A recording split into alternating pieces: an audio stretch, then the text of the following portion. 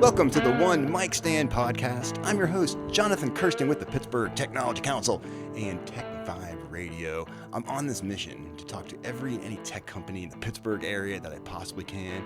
Sometimes I even talk to those cool tech companies in Ohio, for crying out loud, because they're doing some fantastic work. We actually have a ton of members at the Tech Council that have Ohio as their home base. And we're neighbors, man. We should all be hanging out together because I feel like as a region, as a greater region, there's so much potential going on here. Today, I'm very excited to welcome our folks from Transform Labs. Hanging out today with Bailey Hanley and Brooke Addis. Thank you for stopping by at the Huntington Bank Studios here and having a conversation with me today. Well, let's start with introductions. So, Bailey, let's start with you first real quick. Just give me your background real fast just so our listeners know who's who and what's what. Yes, you will be surprised to know my background is not technology at all. What? Oh my God. No, that's not how they baited me into this. Uh-oh. But it's been a good thing. So Awesome. My background is very impact oriented. So nonprofits, social enterprises, and a little bit of venture capital. So working in sustaining, scaling, impact orgs and, social impact ventures. And part of that is leveraging technology to create efficiencies and capacity building. So I met one of the partners at the firm at Transform Labs through that work. And when he was like, you could help us reach nonprofits and create this impact. And I was like, that sounds really nice, actually. Sounds like fun. So, yes, yeah, and it's been great. I've been there a little over a year now. Very cool, very cool. And Brooke, you're leading up like the efforts here in Pittsburgh. Yes, I am. That's very cool. You're like the bridge, man. You're the bridge. Quite literally from Pittsburgh to Columbus. We opened up shop here in February, so it's pretty new still, but it's exciting. I have a running theme here. No tech background either. Wow. I think it actually kind of works out as far as like the sales side of like business development goes. You can really learn from your previous experience and bring it here, but I mostly worked in restaurants and retail before this.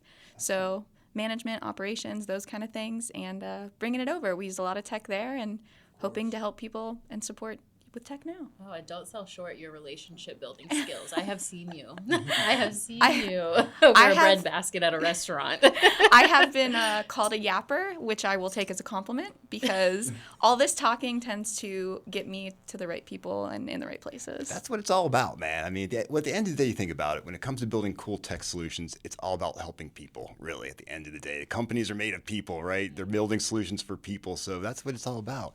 And the idea is to work in tech, you don't have to have a tech background per se. I mean, I don't have a tech background. I mean, I just get to tell great stories about it. And I think I have a default, miniature degree in tech entrepreneurship just by talking to so many folks over the past almost 30 years, for crying out loud. So I'm so glad you say that. I think a lot of people are, especially with this age of AI, they're focusing on, tech replacing people, and really tech is designed to enhance the experience for people. It's meant to be a support. It's meant to just be a tool in the toolbox. It's not meant to replace at all. And that's a huge conversation that we're having lately, because everyone's like, oh, my job is in jeopardy. And it's like, no, but it's in jeopardy if the people like you are using AI. There you go. That's exactly right. Exactly right. So give me the elevator pitch for what Transform Labs is. And now, rumor has you kind of went through a rebrand a few years ago, which is kind of exciting to know that this is actually a different name before Transform Labs. And I like the name too. I think that's pretty cool. So. I think it speaks really well to what we do. So it actually wasn't even a few years ago. It was just earlier this year. So really? Just at the turn of the year, we rebranded from AWH to Transform Labs. AWH stood for the middle initial of all of our founding partners. Sound very confused with AWS. Didn't really speak to what we do, what we value. And so we went through this rebrand, and it is definitely focused on how we transform organizations and companies, building value into what they're doing, creating impact, transforming the revenue that they, are able to procure from what they're doing. So that has actually been a really, really good thing for us. I think that outside of just the branding, but helping us come forward with our mission and what our values are, that has been really helpful. It feels a lot less like, oh, it's like a law firm. It's like a law firm. It's like, yes. That's the first thing you think. I get whenever I tell that story to anyone, because we're new here as Transform Labs, but they hear AWH and they were like, oh, did someone used to work in legal? Or what is Alan Williams and Peters? Yes, it definitely sounds like that. It's also funny to see, because Pittsburgh is so heavily focused in the medical field, because we have labs in our name, there is a little bit of explanation that comes from that. Okay. There because you go. with UPMC and Highmark and everything that is here, there's a lot of, are you guys like focused in the medical field or things like that? And it's funny, we're not. But we're a data lab for crying out loud. Like we're a tech lab. We've worked with, medical and things, but we don't, target them specifically. Exactly. No, such cool stuff. And like I said, I love the fact that you guys are based in Columbus, but you see you need to be here in Pittsburgh as well, too. Yes, we're Midwest loyal. Right. Yes. Absolutely, man. There's so much to go around as a whole region here, and I do not adhere to any of this like Ohio, Pennsylvania rivalry stuff at all. I think we're both awesome states. We're neighbors, man. We should be like hanging out. Is there a rivalry? Well, only when you go to like football stuff, and I don't know. I just feel like people are always like, go sports. Yeah, exactly. That's how I feel about the matter. Thank you. I like the way you think, Bailey. That's very, very good. But so let's kind of jump into some of the core stuff that you guys do, and we have links to your website here in the notes. I really tell people to go there. There's great content on your site, and also some great thought leadership under the blog and stuff. We've got some great tech articles there. Really kind of bring some of the modern stuff that's happening now, some current trends, and kind of bringing that down, which is really great. But let's kind of jump into some of the core competencies of what you guys are all about, and really the tough problems that you help your clients solve. Yeah, and I'll go ahead and talk a little bit to what we do, what our services and things are. And Brooke, I would love if you wanted to highlight a couple of your favorite things that you've learned that we've done. So we're a full service digital innovation studio. So we do everything from doing custom builds, data management and infrastructure. We can build apps and platforms and websites, and then additionally doing staffing for people that we're working with. We kind of describe, there are always one-off clients that are like, we just need someone to come in and fix this mess, and like we could do that. Or there are people that are like, we want something built for us that runs for us, custom to us. And the idea is, okay, we as Transform Lab, we have the keys. We are driving. They're in the back seat. They're in a car seat. They're in a car seat, safely strapped in. As we continue moving through the project, eventually we get to the point where, they get to come sit up front with us, and they're learning how to, manage what we have built for them. And ideally, we don't want to work for clients forever. We want to build what they need. We want to build in the efficiency, and we want to give them the keys and say, now go drive off without us. But there's a process to that. Of course, absolutely. So yeah, we help them navigate that whole journey, everything from building out the initial roadmap and doing discovery to understanding what the different phases and stages of the project will be, to actually implementing and growing and evolving from there. And of course, we're always available afterwards if they want to continue to move on to. Like you built this for us, we have another idea. Yep. And we lately a lot of our business has been with mid-level market companies, and part of that reason is they generally have some level of revenue that they can play with, but they don't necessarily have a team of technical experts. So the examples I'll use that we've worked with, General RV, it's the largest RV wholesaler in the Midwest. Well, yes. What kind of a project do you do for them? That sounds interesting. That's cool. We basically built a platform that allows RV owners to have like a BMW experience with the RV center, whether it's service and updates and things that need to be happening. Right, yeah. Salem Stones is another one, and that's actually a headstone manufacturer. Whoa. Okay, so you guys, there's a diversity of clients going on here, from headstones to RVs. A little bit off the beaten path there, but I love this one. You've got the full spectrum of life going on here, right? Yes, and so when we started working with them, this company, they were taking orders, but with pen and paper over the phone. I guess they were. And they just were a few years ago. Just a few years ago, and they were a $2 billion company. And when we met with them, they're like, we want to be a $40 billion company in revenue. I like it. And so we build a wholesale platform for them. Wow. Now they're automating their sales process. They're automating the shipping. We're building the tool that allows them to do that, have more reach. They're now a $200 billion company. Are you serious? Yes. That's amazing. See, that's the power of that. It's the power of that one. It is an initial spend, but what is that how is that serving you? What is that doing for the people you're serving? What is that doing for you and the revenue of the company, the health of the company, the health of the employees at the company, because of how that's digital transformation right there at its finest. Like, I mean, people use it as like this buzzword. We do digital transformation. What does that mean? It means you have you help a company go to that level of sales because you create efficiencies and opportunities for them to make more money because everything is being run better through tech. Definitely. Not just taking orders down by hand.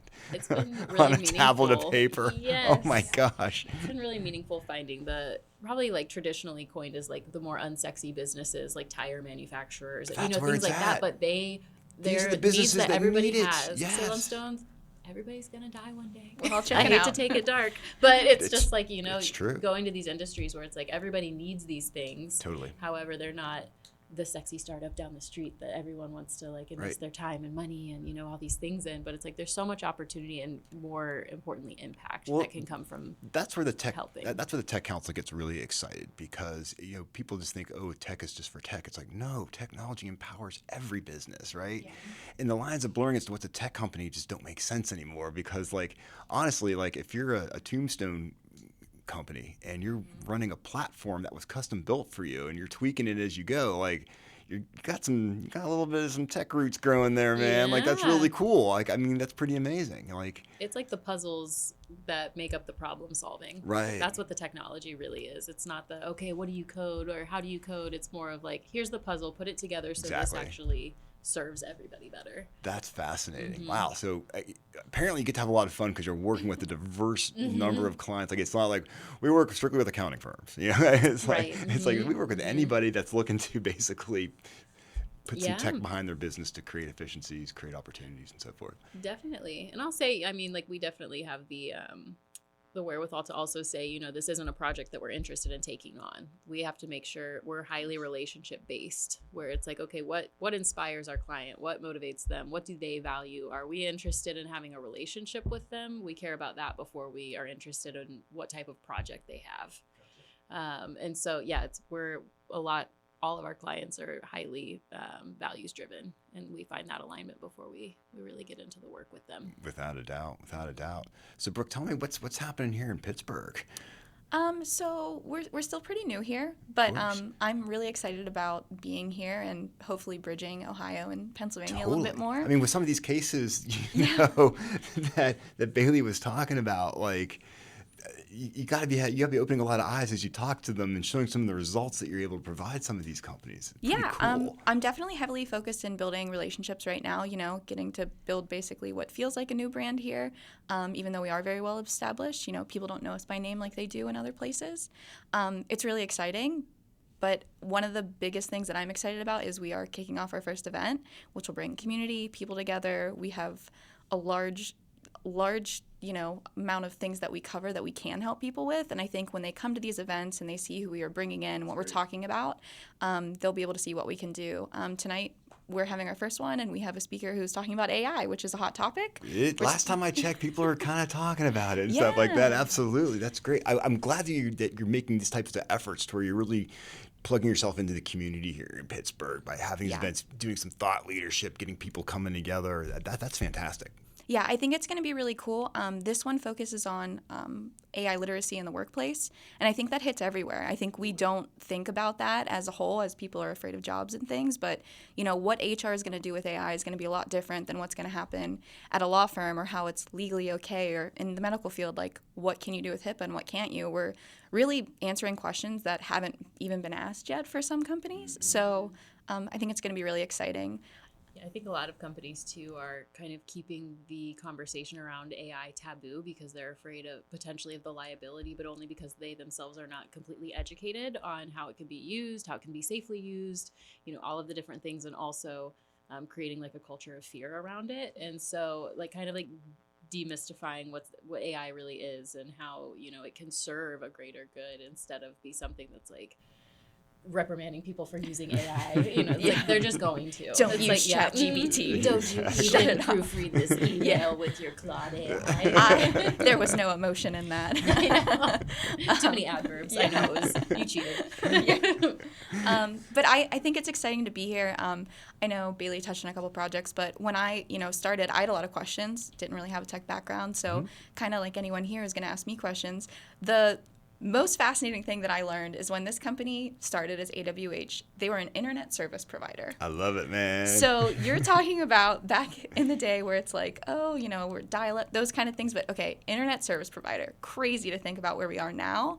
Then we really kind of picked up a few years later when we worked with Microsoft and helped build one of their first e-commerce platforms. Really? Yeah. That's pretty cool, man. That's a nice little thing to have on the old company resume. Exactly. And that was when I think the principals really realized that, hey, we don't have to be one thing, we can be something else. And that was like the big light bulb moment. It kind of shows that's the mindset as to what drives the company, right? That they're not just pegging yourself into, we just do this. It's like, no, they see a problem to be solved, and with technology you can solve it, then that's what they're going to do, right? Yes. Yeah, that's definitely cool. Living into that practice of being nimble and, okay, what's the next puzzle that needs solved? What's the next challenge that we need to try to overcome? Instead of, well, this is just who we are and how we do things. It's more of, okay, we've solved this problem. What's the next thing? How do we adapt to solve that as well? Very cool. I love it, man. And how big is the company in total altogether? Like, how many people work for Transform Labs?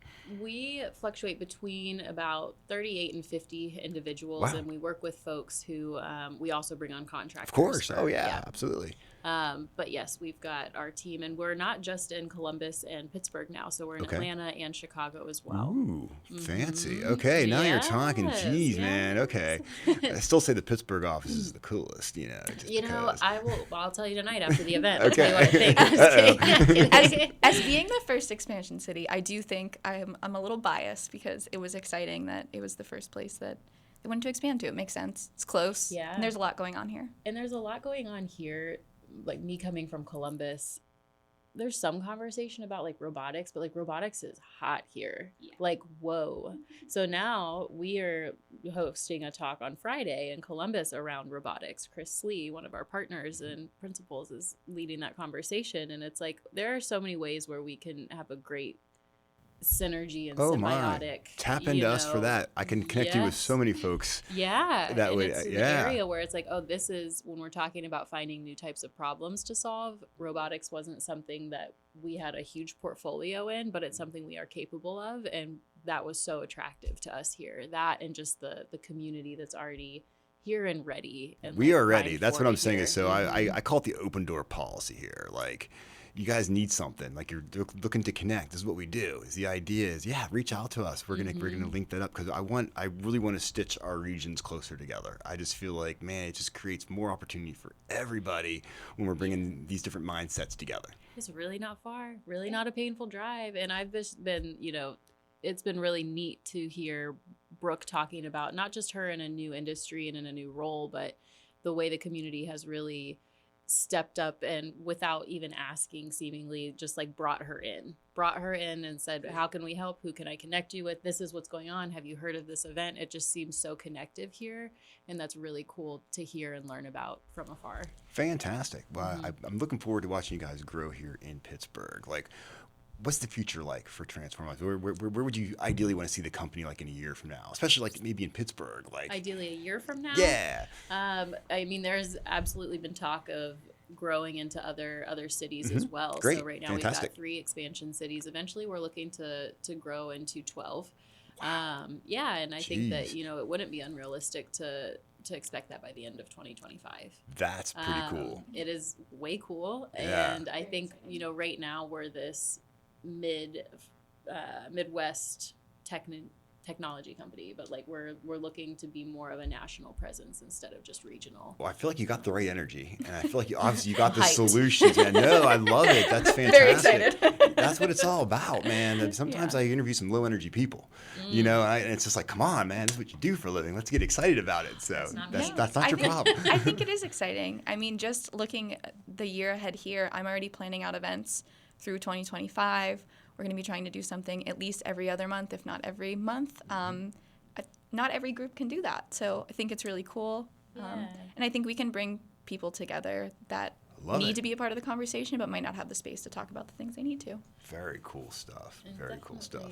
Yeah, not hosting events for the sake of hosting the events, but hosting the events with the, vision of adding value, giving people education, giving them tools to help them go about and create innovation themselves. Not just we love bringing people together. We love, but you will never catch me say, oh, this is a networking event. This is an event around innovation and seeing how we bring people cross-sector together to solve unique problems that our community is facing.